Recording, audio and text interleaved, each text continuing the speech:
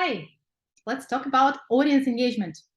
Audience engagement is one of those important elements that determines the success of your speech. Ultimately, you deliver information to make an impact on your audience, to influence them in some way.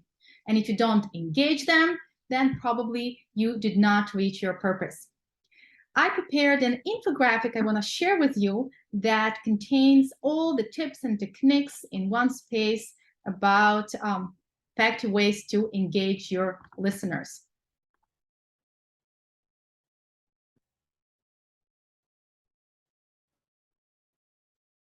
There are two places where we want to engage our listeners during our speech. The first is at the beginning of the speech. We also call it attention getter, and we also want to engage our listeners during the speech as well. Beginning of the speech, attention getter. Here we are talking about either asking your listeners to actively participate, or we want to create a feeling. Let's look at those both ways separately. Active participation, there are a couple of scenarios here, very similar. First, you're asking a question. For example, raise your hand if you use electricity on everyday basis. Second, you summarize what you see. Oh, all of you, that's what I thought. Next, you follow up with a question. By show of hands, how many of you actually understand how electricity works? And you summarize what you see. Only a few of you, okay? So that's active participation, first scenario. Let's look at different topic and see how we can modify it slightly. You ask a question.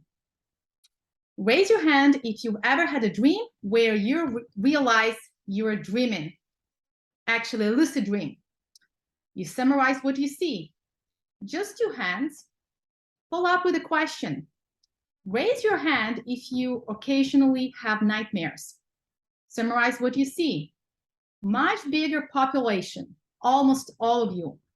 Well, me too. And then you add one more step, you follow up with statistics. You say research found that 90% of lucid dreamers can successfully treat their nightmares. And that's why the technique of lucid dreaming has been claimed one of the most efficient technique ever known. Okay? So those are 2 ways for active participation, and you can modify scenario if you want to add statistics after the first summary, or if you want to add it at the end, if you want to insert something else, but that usually helps a lot to ask your listeners to engage. And by the simple act of raising your hand, you already engage in them. Next way to start your speech and to engage your listeners is to create a feeling. And here we have 2 possible ways to go. First, we can tell a story, and then we can have a scenario that is very similar to storytelling. We call it imagine that. One of the most effective stories I've heard was from a student, and she started her speech by saying a story about a man who was dying from cancer. And then she went on to talk about physical, social, and emotional challenges that this man was experiencing, as well as the challenges of people who cared for him, people who were around him, and how hard it was on many people, including this man. And then at the end, she finished the story and she revealed that that man dying was her dad.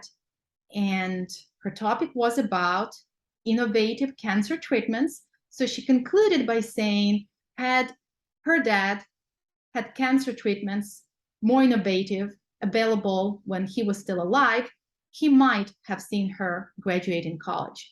As you can see, there's a lot of emotional appeal in storytelling, and that's why it's so effective to tell a story at the attention getter at the very beginning and then finish it at the end. There's a place in conclusions that we call reference back to attention getter. Okay. Another example, of a story on a different topic. Lori was an average student. She studied, she hung out with her friends, she volunteered occasionally, and there was nothing different if you just look at her from outside. But if you knew Lori long enough, you probably knew that she struggled with learning disabilities all her life. Things that would come easily to others would cost her hours of time and lots of effort. Lori wanted to become an elementary school teacher, and she wanted to dedicate her life working with kids. But her learning disability was so debilitating and time-consuming that she almost gave up. Okay? Again, you're creating an emotional appeal for your listeners. And at the end, you could finish your story by telling, Lori was able to get help that she needed. Over time, she learned to accept her challenges and found more resources to put her on a path to achieve her goal. Lori successfully graduated college and she accepted a job as an elementary teacher at her hometown. You can guess that the topic would be learning disabilities. And between your attention getter and between your story, that's when you develop your main points. But you don't reveal your topic right away. You start with attention getter, and that's where you either ask your listeners actively participate or you tell them story.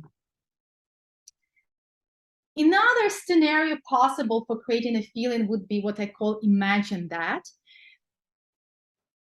It could be any scenario related to your topic. And as you learn about different topics, you understand that different topics call for different attention getters. Imagine that all bees on planet Earth die in 2 weeks from today. What do you think would happen to us? Imagine how different life would be. Would there be life at all? Okay, so that's one of the ways to start. Again, you're creating a feeling.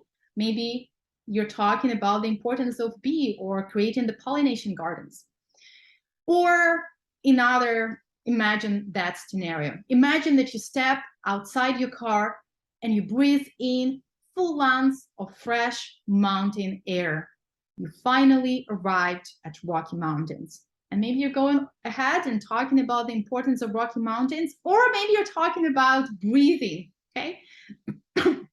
Also different scenarios here. Okay, let's summarize the first part.